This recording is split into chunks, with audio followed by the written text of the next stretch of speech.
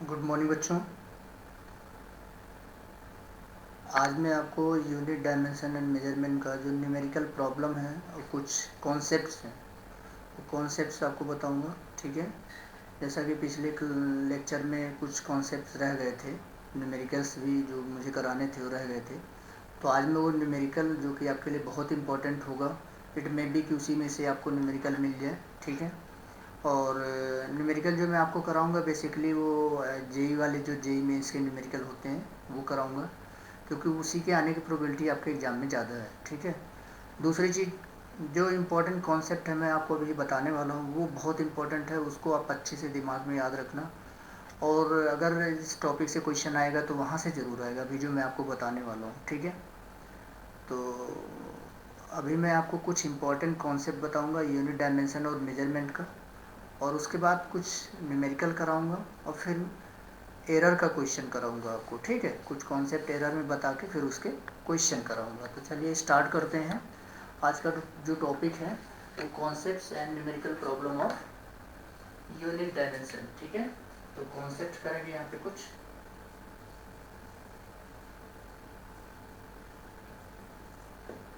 Important concepts and numerical problems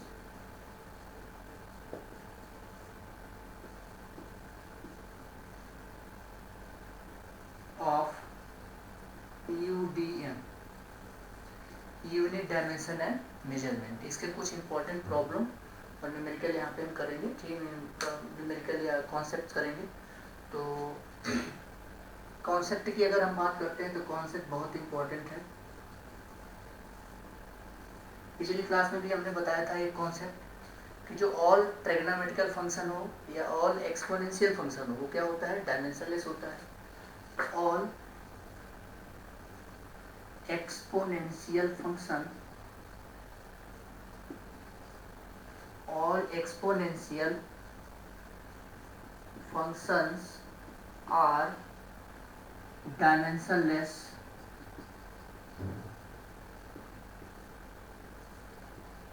और unitless. ठीक है, तो जो ऑल एक्सपोनेंशियल फंक्शन होता है वो डायमेंशनलेस होता है, कोई भी एक्सपोनेंशियल फंक्शन हो।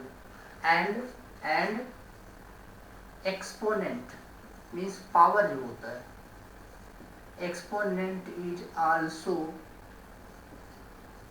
डायमेंशनलेस।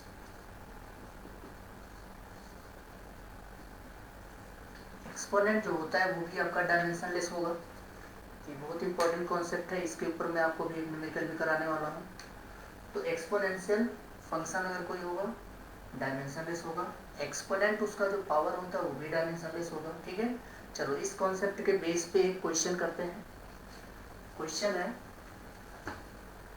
इस कॉन्सेप्ट पे बेस्ड एक क्वेश्चन करते हैं एक्सपोनेंशियल का, जो कि जेई में 2004 में पहले आया था और फिर 2019 में आया और भी एक बार रिपीट हुआ। ठीक है, तो इसमें भी ये क्वेश्चन आपके एग्जाम में आ जाए। क्वेश्चन ये है, if pressure P, if pressure P is equal to alpha divided by beta into e की power minus alpha x divide by k theta, अगर ऐसा दिया गया है, ठीक, अल्फा बीटा कोई कांस्टेंट है, उनके डायमेंशंस आपको फाइंड करने हैं। ठीक है, ऐसा दिया है, तो find dimension of alpha beta and alpha upon beta. Alpha beta और अल्फा अपॉन बीटा का डायमेंशन आपको फाइंड करना है। ठीक है, दूसरी चीज, अब यहाँ पे जो दिए हैं एक्स, क्या है यहाँ पे, एक्स आपका पोजीशन है। पोजीशन मतलब लेंथ हो गया, लेंथ मतलब डायमेंशन एल हो जाएगा। ठीक है, दूसरा के यहाँ पे क्या है, के है बोल्ट्जमैन कांस्टेंट, ये आपका बोल्ट्जमैन कांस्टेंट है, थर्मोडायनेमिक्स में यूज होता है। ठीक है, थीटा यहाँ पे टेम्परेचर है, थीटा क्या है, टेम्परेचर है। तो ये सारी डेटा उसका गिवन है क्वेश्चन का। अब यहाँ पे हमने अल्फा बाई बीटा का डायमेंशन फाइंड करना है, लेकिन उसके लिए हमें ज़रूरी है इस के का डायमेंशन फाइंड हो। आपको के का डायमेंशन पता होना चाहिए, बिना के डायमेंशन के आप क्वेश्चन को सॉल्व नहीं कर पाओगे, ठीक है। अब के का डायमेंशन कैसे हम सॉल्व करेंगे, फाइंड करेंगे, इसके लिए एक फार्मूला है थर्मोडायनेमिक्स में, अगर आपने पढ़ा है तो केटीजे में एक फार्मूला आता है, average translational kinetic energy ET, average translational kinetic energy ET is equal to 3/2 KT. ये फार्मूला है। यहाँ से टी क्या है, टेम्परेचर है, तो के का डायमेंशन क्या आ जाएगा, E T divide by T. E T energy है ml², T minus 2 temperature kelvin है, के आप इसको ऐसे छोड़ दो, ठीक है, स्मॉल के ले लो, ये कैपिटल के ले लो, तो इसको ऐसे रहने दो।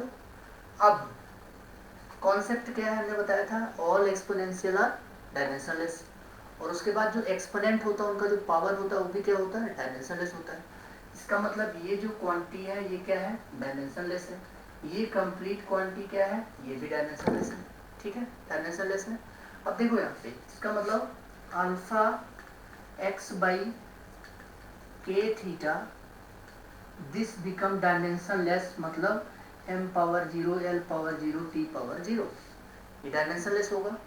अब इसको डायमेंशनलेस होगा तो यहाँ से हमें अल्फा का डायमेंशन पता लग जाएगा, क्योंकि के का डायमेंशन ऑलरेडी आपने यहाँ पे लिखा हुआ है। तो चलो अल्फा का डायमेंशन फाइंड करते हैं।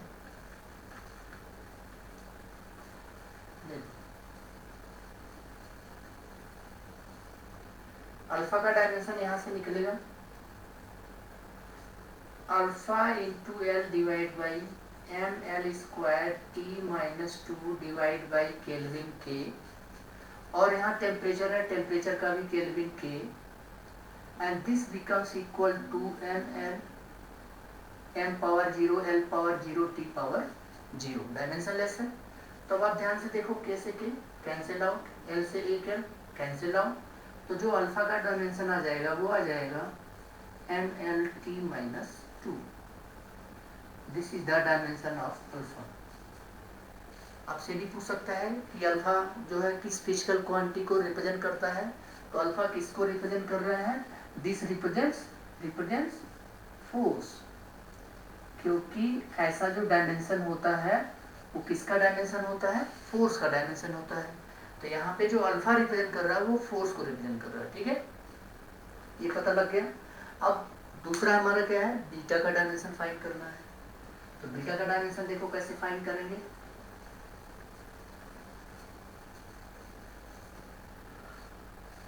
सिंस एक्सपोनेंशियल पूरा डायमेंशनलेस था, इसका मतलब dimension of alpha by beta is equal to dimension of alpha by beta is equal to dimension of pressure P. क्यों, क्योंकि इधर एक्सपोनेंशियल पूरा डायमेंशनलेस है, तो अल्फा बाई बीटा डायमेंशन वही होगा जो प्रेशर का डायमेंशन होगा। तो इसका मतलब अल्फा का डायमेंशन तो पता है ml t minus 2 by beta, और प्रेशर का डायमेंशन सबको पता होगा, प्रेशर बहुत इंपॉर्टेंट है, ml माइनस 1 t माइनस 2। अब ध्यान से देखो, दोनों साइड से m कैंसिल, t माइनस 2 से t माइनस 2 कैंसिल, बीटा का क्या आ गया डायमेंशन, ये आ गया l²। क्या, इसको ऑप्शन में ऐसे लिखा मिलेगा आपको m पावर 0 l² t की पावर 0। तो ये किसको रिप्रेजेंट कर रहा है, ये एरिया को रिप्रेजेंट कर रहा है, ठीक है। तो ये इंपॉर्टेंट डायमेंशन किसको रिप्रेजेंट कर रहा है, एरिया को रिप्रेजेंट कर रहा है, ठीक है। इसके बाद अल्फा बाई बीटा किसको रिप्रेजेंट करेगा, ये प्रेशर को रिप्रेजेंट करेगा। क्लियर हो गया, किसका डायमेंशन वही होगा जो प्रेशर का डायमेंशन होगा, this is the dimension of alpha by beta. तो ये क्वेश्चन सॉल्व हो गया, ठीक, ये एक टाइप का क्वेश्चन है। ऐसे इसके बेस पे कोई भी क्वेश्चन होगा आप बिल्कुल यही मेथड अप्लाई करोगे, सॉल्व हो जाएगा। फॉर एग्जांपल एक क्वेश्चन मैं दे रहा हूँ, आप इसको सॉल्व कर लेना, ठीक है। एक क्वेश्चन मैं आपको दे रहा हूँ, इसको आप सॉल्व कर लेना। Energy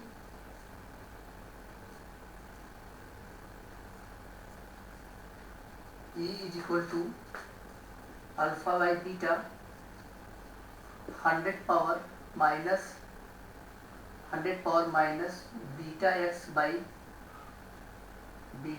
by k theta, suppose ऐसा लिख दिया। अब यहाँ आपको अल्फा बाई बीटा इन तीनों का डायमेंशन फाइंड करना है। ये आपके लिए एक क्वेश्चन है, ठीक, इसको सॉल्व कर लेना। ये क्वेश्चन है अल्फा बाई बीटा, अल्फा और बीटा इन तीनों को आपको डायमेंशन फाइंड करना है। जैसे पहला क्वेश्चन था उसी तरह सॉल्व करेंगे। 100 है तो ये पूरा क्या होगा, डायमेंशनलेस होगा, और ये जो क्वांटिटी है ये भी हमारी क्या होगी, डायमेंशनलेस होगी। ये सब कुछ हमारा डायमेंशनलेस होगा तो अल्फा बाई बीटा क्या होगा, एनर्जी का डायमेंशन आ जाएगा। तो ये तो क्वेश्चन आपका यही सॉल्व हो गया, बाकी आप कर लेना इसको, ठीक है। अब इसके बाद एक क्वेश्चन यहाँ पे आता है डायमेंशनल रिलेशनशिप फाइंड करने वाला क्वेश्चन, स्टैंडर्ड क्वेश्चन है, वो मैं बता देता हूँ आपको, क्योंकि उस टाइप का क्वेश्चन बनता है, हो सकता है आपको आपके एग्जाम में पूछा जाए। 2016 में भी पूछा हुआ है, ठीक है, तो पूछ सकते हैं। 19 इसके बाद नहीं पूछा गया तो 2016 में पूछा है, तो इनफैक्ट हो सकता है आपका इस साल पूछ लें, ठीक है। तो इम्पोर्टेंट है, इसको आप देख लो। दिया है लेंथ, क्वेश्चन है length L depends on capital G H C। Capital G सभी लोग जानते होंगे, universal gravitational constant, H Planck constant, C speed of light. तो find dimensional formula, find dimensional relationship या डायमेंशनल फार्मूला।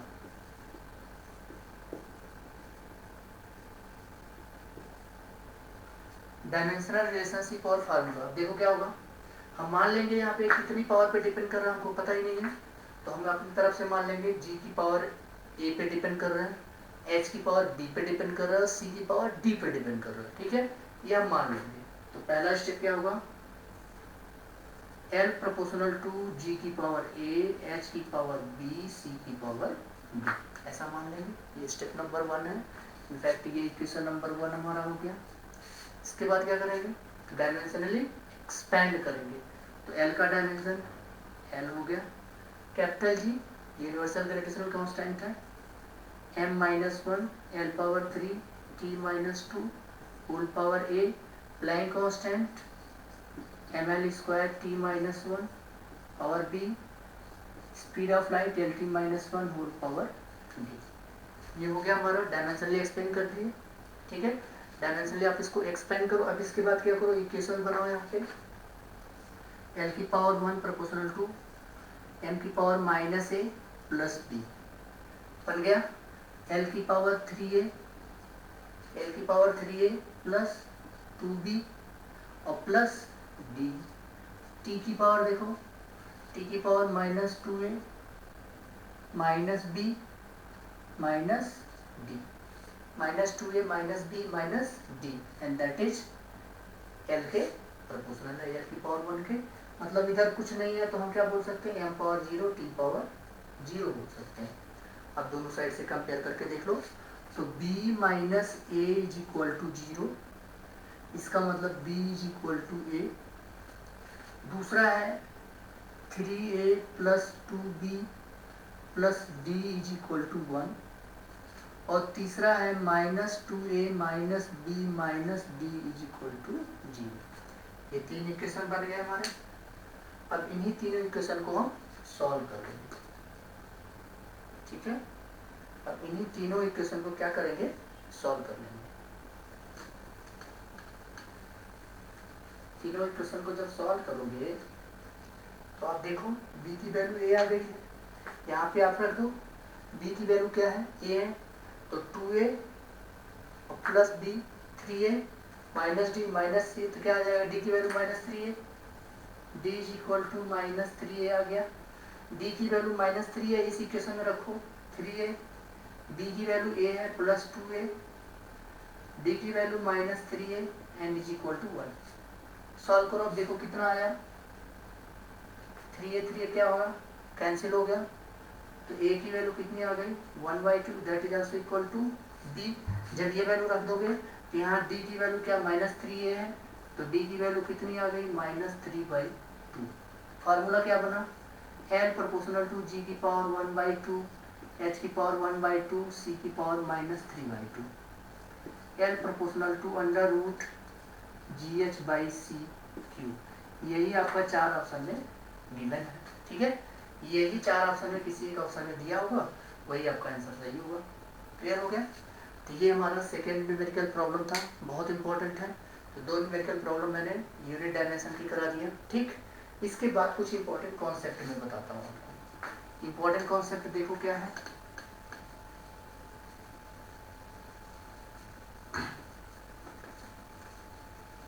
कुछ इंपॉर्टेंट कॉन्सेप्ट है, वो है सबसे पहले डायमेंशन ऑफ। पिछले लेक्चर मैंने एक्सप्लेन किया था, इसलिए आप उसको रेफर कर लेना जरूर। Dimension of L/R is equal to R C, और वो क्या होता है, टाइम। क्या होता है, टाइम कांस्टेंट बताया था मैंने आपको। यहाँ से आप देखोगे R की वैल्यू क्या आ गई, √L/C। तो under root inductance divide by capacitance किसका डायमेंशन होता है, रेजिस्टेंस का डायमेंशन। R क्या है यहाँ पे, रेजिस्टेंस है। This is very important. Resistance का डायमेंशन √L/C होता है। और एक रेजिस्टेंस का डायमेंशन बताता हूँ यार, R is also equal to under root μ0/ε0, also equal to V/I, potential difference upon current. तो ये रेजिस्टेंस का एक दूसरा भी डायमेंशन होता है, V/I फार्मूले से निकलता है। और एक है μ0/ε0, इसको हम कैरेक्टरिस्टिक रेजिस्टेंस बोलते हैं। इसको क्या बोलते हैं, कैरेक्टरिस्टिक रेजिस्टेंस।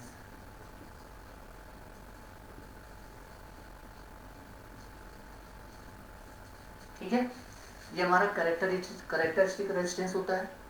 तो ये यहाँ से डायमेंशन निकल गया। तीसरा CLT-1 इज इक्वल टू 1/√μ0/ε0। ये बहुत इंपॉर्टेंट है, याद रखना इसको याद रखना, इसको याद रखना, बहुत इंपॉर्टेंट। ये सारे बहुत इंपॉर्टेंट है, एक नहीं कि इसमें से आपको जरूर मिलेगा। और उसके बाद डायमेंशन ऑफ μ0 एंड ε0 बहुत ज़्यादा इंपॉर्टेंट है। IIT में रिपीट हो रहा है, कंटिन्यू रिपीट हो रहा है, ठीक है। तो ये आपके एग्जाम में आ सकता है, ये डायमेंशन आप जरूर कर लेना। क्लियर हो गया। ये डायमेंशन के लगभग जितने थे हमने कंप्लीट करा दिए, ठीक है। फार्मूला कैसे बनाते हैं वो बता दिया। न्यूमेरिकल इंपॉर्टेंट जो अच्छे न्यूमेरिकल थे न्यूमेरिकल हमने करा दिए, ठीक है। अब इसके बाद डायमेंशन का बेनिफिट क्या होता है, बेनिफिट ये होता है कई बार आपको न्यूमेरिकल में कोई फार्मूला पूछ रहा होता है, तो डायमेंशनल एनालिसिस अप्लाई करके फार्मूला आप चेक कर सकते हो कौन सा ऑप्शन सही है कौन सा गलत है, ठीक है। तो पहले तो ज़्यादा आते थे, हालांकि अब जो है, लेकिन अब भी जो है आपको 50% तक तो डायमेंशन ला के कर देता है, ठीक है। 50% तक कर देता है। बाकी 2 ऑप्शन ऐसे होंगे डायमेंशन सही होंगे, उसमें आपको चेक करना पड़ेगा थोड़ा सा। और यहाँ तक क्लियर हो गया। ये हमारा डायमेंशन का हो गया कंप्लीट। इसके बाद हम बात करते हैं एरर का। एरर है, पिछला टॉपिक आप देख लेना, पिछला लेक्चर जरूर देख लेना। बेसिक चीजें हमने वहाँ पे सब करा दिया था, कुछ चीजें एरर में रह गई थी। तो एरर में क्या है, इंपॉर्टेंट कॉन्सेप्ट क्या है, ये कॉन्सेप्ट बहुत इंपॉर्टेंट है क्योंकि ये आपको न्यूमेरिकल में पूछा जाता है। कॉन्सेप्ट क्या है, सबसे पहले कहीं अगर आपको लीस्ट काउंट लिखा है, कहीं भी न्यूमेरिकल में लीस्ट काउंट लिखा है, रिजोल्यूशन लिखा है, रिजोल्यूशन लिखा है, या इसके बाद आपको लिखा है कहीं पे एक्यूरेसी या प्रेसिजन लिखा है, ठीक, या एरर लिखा हुआ है, ये सबका मीनिंग एक ही है। एरर के क्वेश्चन में एरर बोलते हैं, इसको एब्सोल्यूट एरर बोलते हैं। तो कहीं लिस्ट काउंट लिखा है, वो लिस्ट काउंट एरर है। रिजोल्यूशन लिखा है, रिजोल्यूशन एरर है। एक्यूरेसी लिखा है, एक्यूरेसी एरर है। प्रेसिजन लिखा है, प्रेसिजन आपका क्या है, एरर है, ठीक है। तो ये सारी क्वांटिटी जो है एरर ही होती है। इनडायरेक्टली क्वेश्चन आपको कंफ्यूज करने के लिए सब लिखा होता है, ठीक है। इसलिए इस पे केयरफुल रहना बहुत ज़्यादा। तो ये चीज़ें आपको मिलेंगी, ये एक इम्पोर्टेंट कॉन्सेप्ट था। दूसरा कॉन्सेप्ट ये था जो पिछले लेक्चर में हमने नहीं बताया था, 1/r is equal to 1/r1 plus 1/r2। ठीक, R1 R2 में एरर दिया हो तो R में क्या एरर होगा ये पता है आपको, पैरेलल कॉम्बिनेशन रेजिस्टेंस का है। तो 1 यहाँ पे क्या होगा, डेल RP, या इसको RP बोलते हैं, divide by RP square is equal to, error की बात कर रहे हैं तो ये आ जाएगा del R1 divide by R1 square plus del R2 divide by R2 square. तो ये आ जाएगा इसका फार्मूला। अब यहाँ से जो हमको पूछ रहा है फाइंड कर लेंगे। सेकेंड है हमारा 1/f focal length is equal to 1/v minus 1/u। इसमें भी जब हम अप्लाई करेंगे तो del F by F square, del F by F square is equal to del V by V square plus del U by U square. ठीक है, ये इसका आंसर हो जाएगा, del U by U square. Important है, numerical जब आएगा तो आप इसको अप्लाई कर लेना। ठीक, और एक और तीसरा कॉन्सेप्ट इसमें एक और रह गया है, उसको भी हम अप्लाई कर देते हैं। जैसे आपको दिया है सरल फार्मूला। ठीक, सरल फार्मूला, सरल फार्मूला क्या है, यहाँ पे कैसे अप्लाई करते हैं इसमें। सरल फार्मूला ये हमारा इलास्टिसिटी वाले टॉपिक में बनता है। इलास्टिसिटी वाले में क्या होता है, Young's modulus y is equal to 4mgl divide by pi D square into delta L. अब इस डेल्टा एल को मैं क्या ले रहा हूँ, एल डैश ले रहा हूँ, एल डैश, ताकि एरर का फार्मूला अप्लाई करेंगे तो अच्छा लगेगा, क्लियर हो जाएगा। ठीक है, तो ये जाएगा 4mgl divide by pi D square L dash, ये हमने रख दिया इसको, पाई डी स्क्वायर एल डैश, ये y की वैल्यू। ठीक है, अब इसमें एरर का फार्मूला अप्लाई करना है, बहुत इंपॉर्टेंट है आईटी के लिए, तो बहुत ज़्यादा इंपॉर्टेंट है क्योंकि न्यूमेरिकल सीधा सीधा पूछ लिया जाता है यहाँ पे, इंपॉर्टेंट है। तो अब यहाँ पे अप्लाई जब करोगे तो ये आएगा delta Y by Y is equal to, ये तो 4mg, 4 में कोई एरर होगा नहीं, नंबर है। मास में अगर एरर दिया है तो delta m by m, plus g में एरर अगर दिया है तो delta ji by g, l में एरर दिया है लेंथ में तो delta L by L, plus pi number है, कोई एरर नहीं होगा, 2 delta d by d diameter में, plus delta l dash by l dash. ध्यान रहे यहाँ पे डेल्टा एल डैश जो है वो चेंज इन एरर है, ये हमारा एक्सपेंशन या इलॉन्गेशन, एक्सपेंशन और इलॉन्गेशन, और इसी को कंप्रेशन लेंथ बोलते हैं, इलास्टिसिटी में आता है। ठीक है, ये फार्मूला बहुत इंपॉर्टेंट है, ये देखो इस पे न्यूमेरिकल आता है। मास में एरर नहीं है, जीरो कर दो, जी में एरर नहीं है, जीरो कर दो, लेंथ में एरर नहीं है, जीरो कर दो, डायमीटर में एरर है, यस लिख दो, चेंज इन लेंथ में एरर है, उसको भी लिख दो। तो ये दोनों रिलेशन बचेंगे डेल्टा वाई बाई वाई के ऊपर। क्लियर हो गया, इस पे सीधे सीधे न्यूमेरिकल आते हैं, बहुत इंपॉर्टेंट है। अब मैं एक आध एरर का न्यूमेरिकल कराता हूँ। ठीक है, एरर का एक दो न्यूमेरिकल क्वेश्चन कराता हूँ, अच्छे क्वेश्चन कराता हूँ, इससे और अच्छा क्लियर हो जाएगा कॉन्सेप्ट आपका। तो एरर का जो न्यूमेरिकल कॉन्सेप्ट है वो देखिए,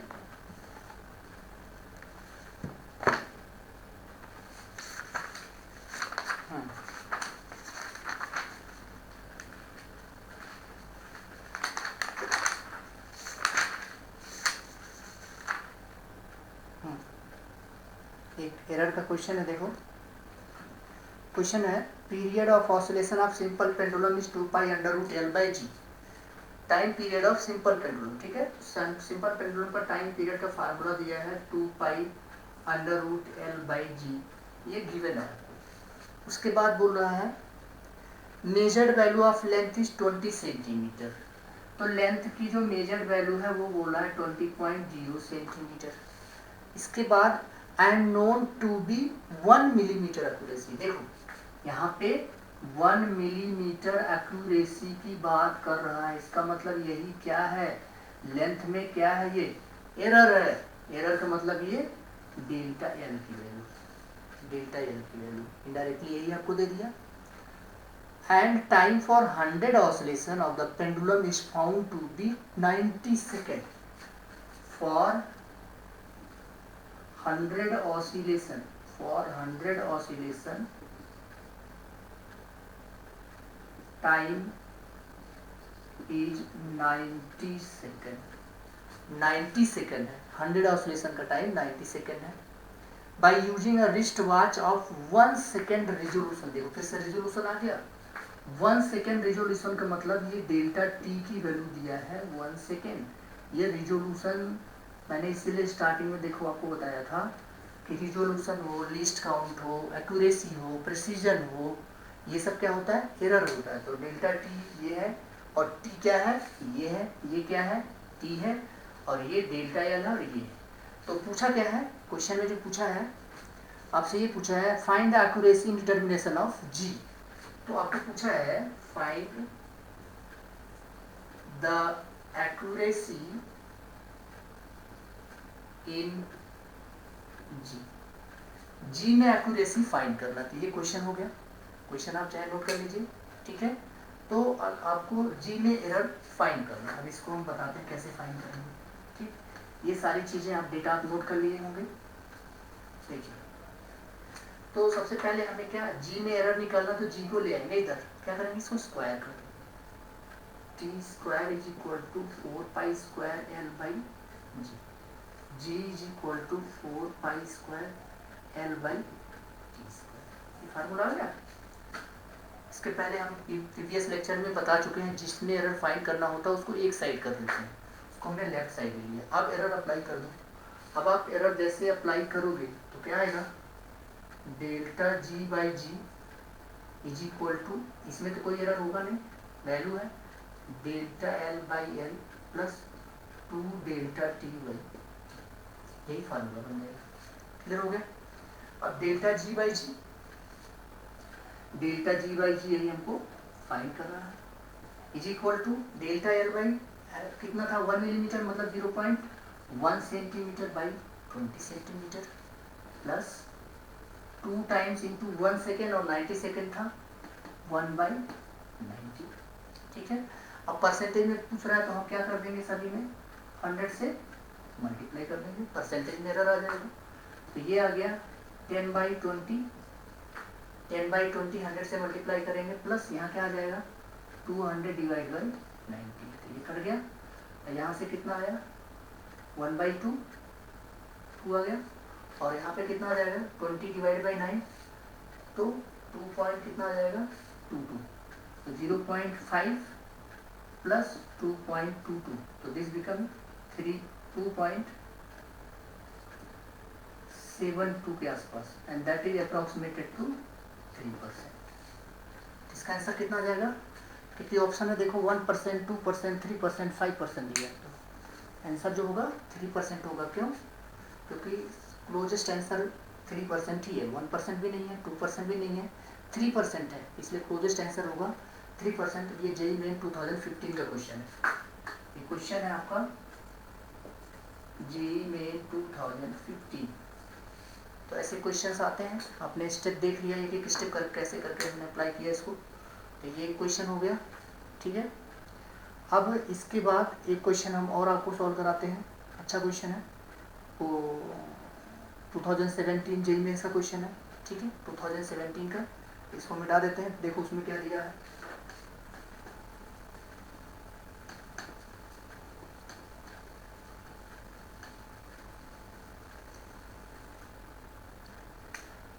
इसमें दिया है 2017 का जेईई मेंस का क्वेश्चन है ये, ठीक। अब इसमें दिया है the following observation where taken for determining surface tension T of water, determining surface tension T of water bye capillary method, ठीक है, कैपिलरी मेथड यूज करा, फ्लूइड मैकेनिक्स में आपने सुना होगा। डायमीटर ऑफ कैपिलरी दिया हुआ है, diameter of capillary capital D, diameter of capillary कितना 1.25 इंटू 10⁻⁻² मीटर, ये डायमीटर दिया हुआ है। And rise of water H, H की वैल्यू दिया है।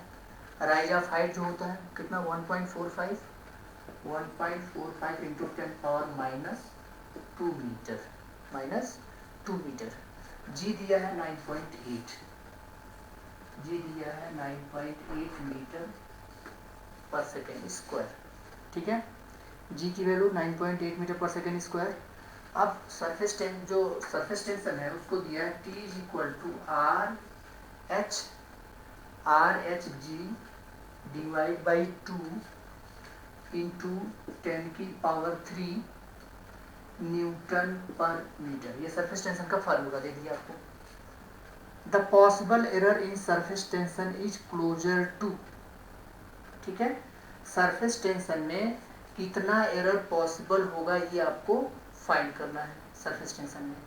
और आपको जो डायमीटर डी दे दिया है, सरफेस टेंशन टी दे दिया है, ठीक है। और राइज ऑफ हाइट दे दिया गया है, जी दे दिया गया है। इसके बाद आपको फाइंड करना है कि सरफेस टेंशन में कितना एरर होगा। चलिए अब यहाँ पे जो आर क्या है, आर डायमीटर का हाफ होता है। ये सब चीज़ आप लिख लीजिए। d/2 डी दिया है, ये इसका हाफ करोगे 1.25 को हाफ करोगे तो कितना आ जाएगा, ये आ जाएगा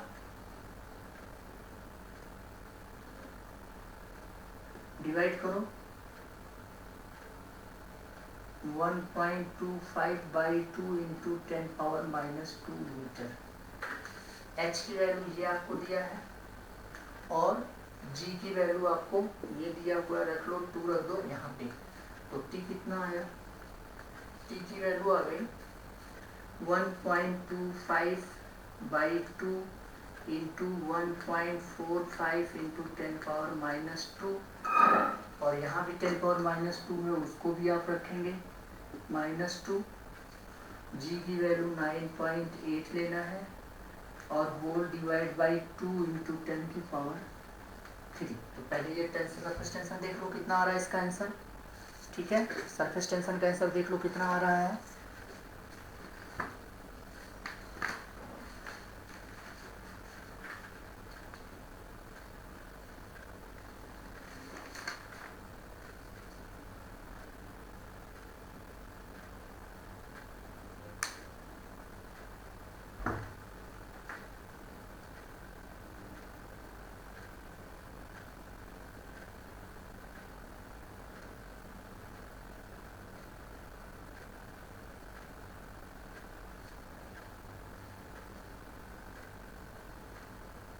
ठीक। ये सरफेस टेंशन है।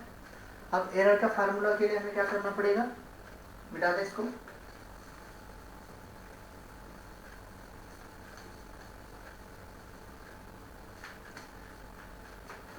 तो T equal to RH/G divide by 2। R को हम क्या लिख सकते हैं, D/2, तो ये हो गया DHG डिवाइड बाई 4, ठीक है। अब आप ध्यान से देखो D और H में जो वैल्यू दिया था, क्या वैल्यू दिया था, सब 10⁻⁻² में वैल्यू दिया हुआ है। इसका मतलब क्या हुआ कि जो एरर है वो 10⁻⁻² फॉर्म में होगा, ठीक है। मतलब